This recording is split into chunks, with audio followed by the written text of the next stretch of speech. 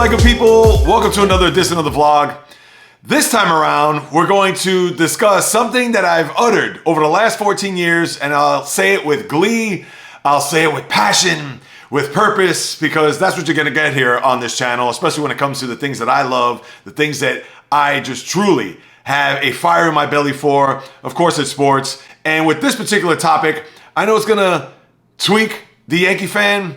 And even though I paid homage to the old grounds at Yankee Stadium, as you saw there about 6 weeks ago or so, and I'll put the link down in the show notes for you to check it out, because that was one that, as a sports fan, a baseball fan, and even a non-Yankee fan, I had to pay my respects to the old grounds at Yankee Stadium for all the iconic moments, the legendary players, and for it to be pretty much considered a wasteland at this point is not only shameful, but it's also embarrassing, and I hope to do something to change that. But today, I could bask in a little bit of gloating. And Lord knows, me gloating about the Yankee plight, about their demise, especially here in 2023, I only have my one moment in the sun. Never once, you can check all of my platforms, all of my social media accounts, never once have I even tweaked the Yankee fan to get on their case to talk about how bad they are, considering my baseball team is certainly right behind them, if not ahead of them, as far as ineptitude and just being a total embarrassment for this 2023 baseball season. But when it comes to them and their expectations, how it's almost a birthright for them to not only make it into October, but also to win a World Series. Lord knows they've won 27 of them, and a lot more than what I could even ever imagine and wish for, because I hope as long as I'm alive, and please, good Lord, I hope I have quite a few more decades, not even years, decades on this planet, to bear witness the year, the decade and a half almost, that I've been able to utter this one sentence, that I've done it with such joy and just such fervor, to the point where it just makes me exhale with nothing but glee. And that is another winter that I can sleep in peace. Why do I have such disdain for this Yankee organization that's done nothing to me? Why have I come out with this sentence every year? And in this case, to do it in late September as opposed to sometime in the early, middle, or late October? I don't know. Which one is better? Knowing that they had the slow death of a regular season, that it was inevitable that they weren't going to qualify for the playoffs? Or is it better when they get knocked out? When all the expectations of them trying to get to a World Series either fall short in the Fall Classic, or even to an extent like last year when they got swept by the Astros in the ALCS. Do we savor that much more as a non-Yankee fan? Do we enjoy the pleasure of them getting beat in October as opposed to now where the season is over and it's been over for quite some time? For them not to qualify, does it leave like a, I don't want to say bad taste in the mouth, but almost anticlimactic? I'm going to get into all that, so please indulge me while I expound on the above. The first thing, where did the sentence come from? Another winter that I could sleep in peace. When we go back to the 90s, and I can even take this back to when I was a boy, being a Met fan growing up in the Bronx, but I won't bore you with those details. You have to thank my great-grandfather, who was a New York Giant fan, that in this area, you either rooted for the New York Giants, Brooklyn Dodgers, or New York Yankees. And after the 1957 season, both the Giants and Dodgers headed for greener pastures out west, where it left him for no baseball team to root for. Until 1962, when the Mets came in, because there was no way that he was going to root for the Yankees. So therefore, for whatever the reason, he passed that on to me as a 4-year-old when the Mets were playing the Reds in the 1973 NL Championship Series, and Pete Rose fighting Bud Harrelson, and my mom getting crazy. Believe it or not, I even remember that, people. But that's where the scarring begun. So I won't take you as far back as going through the 70s and the Yankees winning their World Series thanks to Reggie Jackson, the 3 home runs in Game 6, or even Thurman Munson making the last out in the 78 World Series. So when we get to the 90s, for whatever the reason, after that long drought from 78 to 1996 and even 95, let's go a year before that, because when the Yankees were playing the Mariners in the division series and everybody was abuzz, knowing that the strike was the year before, the Yankees had a great opportunity to go to the World Series that year, and here they were on the stage with Ken Griffey Jr., a young Alex Rodriguez, Randy Johnson, etc. And after taking a 2-0 series lead where Don Mattingly in his last year in a Yankee uniform and hitting a home run there, I believe it was a Game 2, maybe it was Game 1, my mind's deceiving me at this point, but for the Yankees to get that close And for Edgar Martinez hit that ball down the left field line and Ken Griffey Jr. scoring all the way from first, sliding into home plate, Yankees out. In my old apartment in the Bronx near Fordham Road, for those who are Bronxites or from New York, I was literally hanging out of my window, screaming at the top of my lungs, talking about how, Yankees are done. Yankees are ousted. Ken Griffey Jr., woohoo! Meanwhile, that was a sign of things to come. Because next year, even after the Yankees were down 0-2 in the World Series to the Atlanta Braves, after sweeping on the road, whether it's in Texas or Baltimore in the division and ALCS, here it was. I just thought that the Braves, after, 12-1 in game one and 4-0 in game two, going back to Atlanta, there was no way that the Braves were going to spit this up, considering they won the year before against the Indians, and I was in my glory to think that the Yankees were going to be disposed yet again. Needless to say, we know what happened after that. And then came 1997, where thanks to Sandy Alomar Jr. hitting the home run off of Mariano in game four, and then not winning in game five in Cleveland, the Yankees were eliminated, ousted, done. No repeat back-to-back championships for the Bronx Bombers. But now, this is where it really starts to kick in. 98, we know that year very well in these parts. In fact, it was 25 years ago. Where's the time gone? To where the team was 114 and 48 in the regular season, 125 and 50. They were actually on the ropes in game four when they were down 2-1 to the Cleveland Indians before El Duque bailed them out. And then the rest was history. They went on to win that series. Game one, Mark Langston, that 2-2 pitch, which was strike three on Tino, but it didn't matter because even though the next pitch was in the upper deck and led the Yankees to one of the best seasons that Major League Baseball has ever seen. And then after that, the team of the century in 99, sweeping the Braves. And then the year after that, taking the Mets out in 5 games, to where at that point, I said, I'm not going to barter with the Yankee fan ever again. I'm not going to engage in any type of trash talk back and forth. That was it. I thought that was my nadir when it came to not only being a baseball fan, but a sports fan. My beloved New York Mets growing up as a boy, to finally face the Yankees in a spot where we could actually beat them and have just bragging rights for the rest of, at least as long as I'm alive, and maybe even eternity for that matter. And we know what happened there, game 5, where Mariano got the last out, Mike Piazza, the ball that died at the warning track where Bernie Williams caught it. And as they say, the rest is history.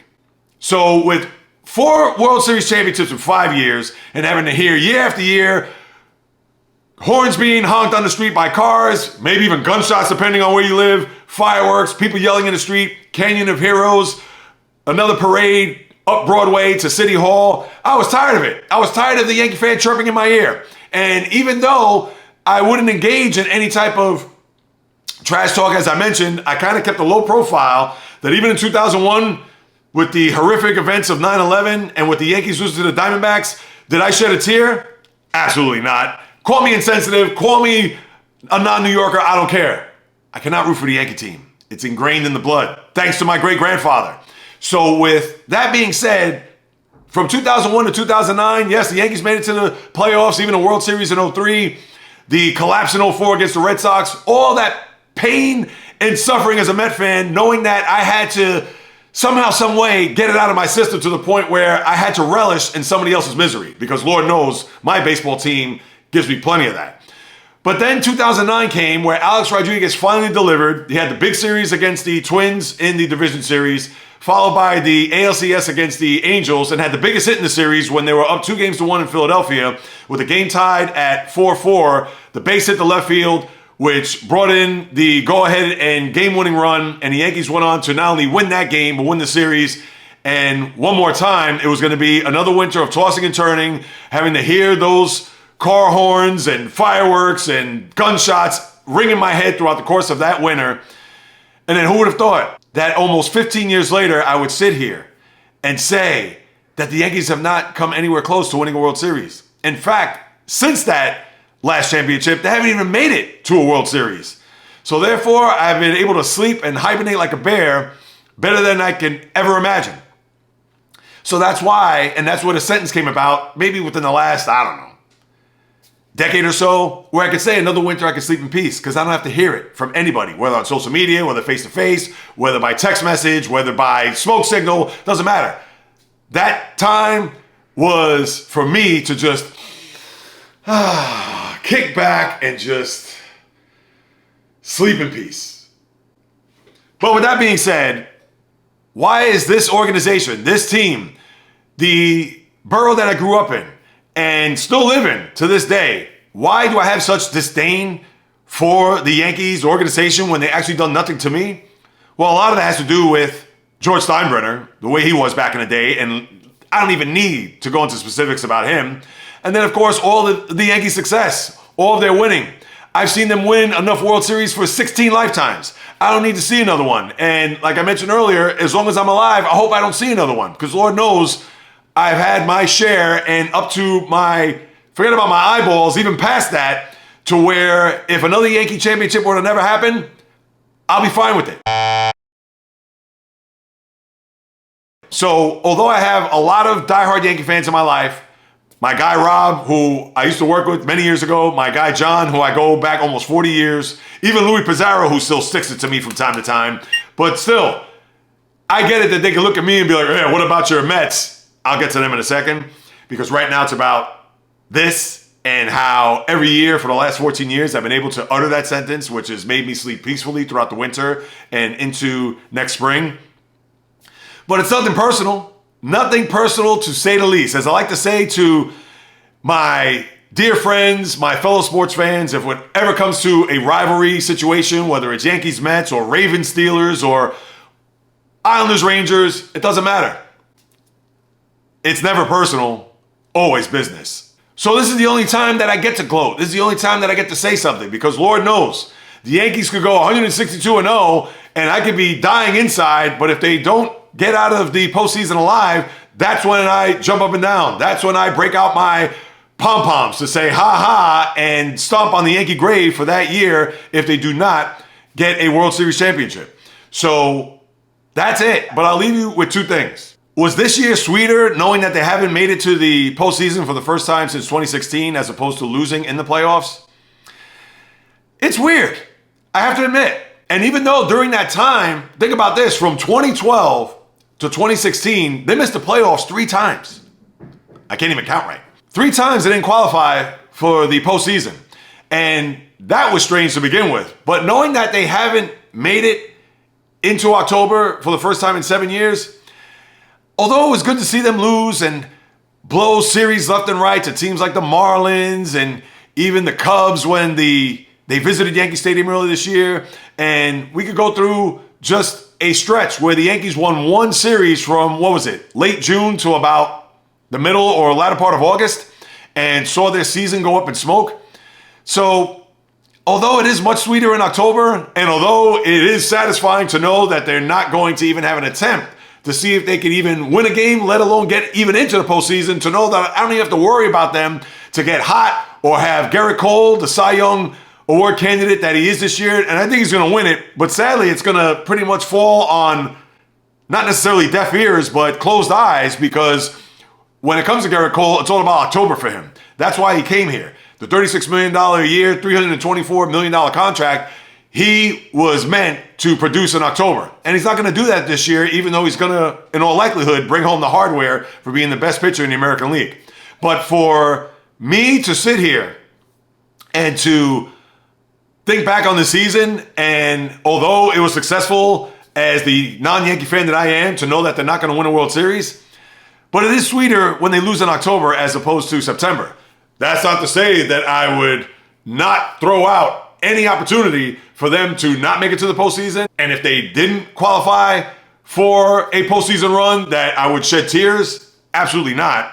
But I have to say, it is anticlimactic knowing that they won't have an opportunity to at least make an attempt in the postseason to get on a run, to just see them collapse or see them fold, or even worse for the Yankee fan, dramatically lose a playoff game or a playoff series where I could really just savor and just even sleep better throughout the course of November, December, January, and so on. So that's it.